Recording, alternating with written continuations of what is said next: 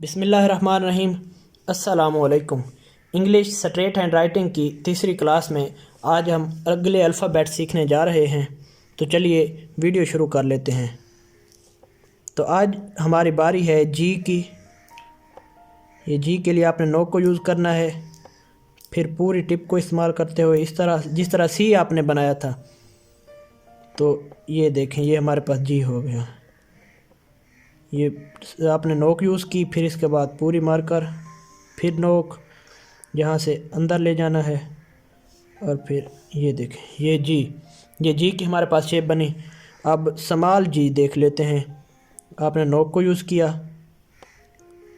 फिर यहाँ से नीचे, यहाँ से आपने इसको थोड़ा सा मोड़ देना है।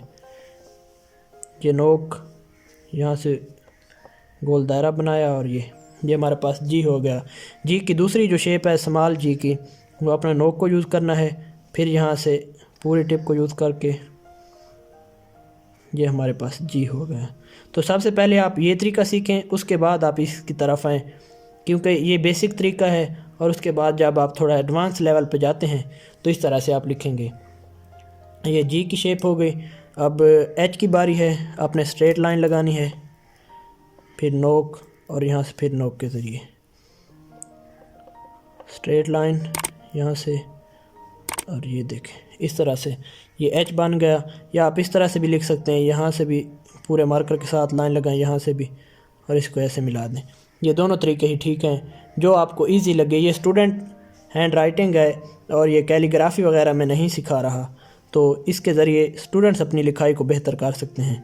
तो इसके बाद एच, ये स्ट्रेट लाइन और नोक के ज़रिए यहाँ से आपने नीचे मोड़ देना है, स्ट्रेट लाइन और नोक।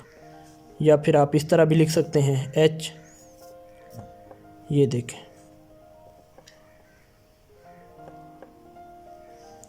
ये एच हो गया हमारे पास। और अब आई की बारी है। आई बहुत ही सिंपल वर्ड है, तो आपने स्ट्रेट लाइन लगानी है और यहाँ से ऐसे कर देना है, और ये स्मॉल आई, स्ट्रेट लाइन यहाँ से इस तरह, ये हमारे पास स्मॉल आई। अब हम 605 के साथ इन अल्फ़ाबेट्स को बनाकर देखते हैं, क्योंकि इसके साथ अल्फ़ाबेट्स कुछ ज़्यादा ही वाज़ेह बनते हैं। तो जी लिख लेते हैं। सबसे पहले हम ये नोक को यूज़ किया, फिर नीचे पूरी मार्कर को इस्तेमाल करते हुए इस तरह, और यहाँ से ये देखें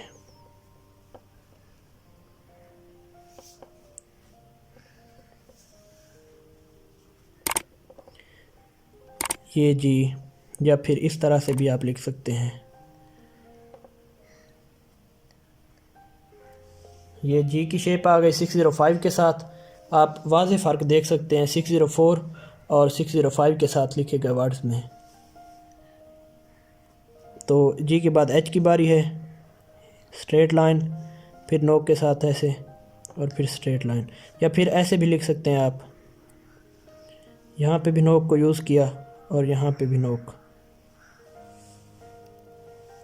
ये एच हो गया। अब स्मॉल एच, ये नोक को यूज़ करेंगे, या फिर इस तरह यहाँ पे नोक और नीचे आते हुए पूरी मार्कर, ये एच। ठीक है।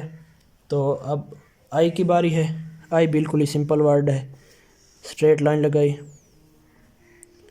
और नोक के साथ ही आपने लाइनें दो खींच देनी है, स्ट्रेट लाइन।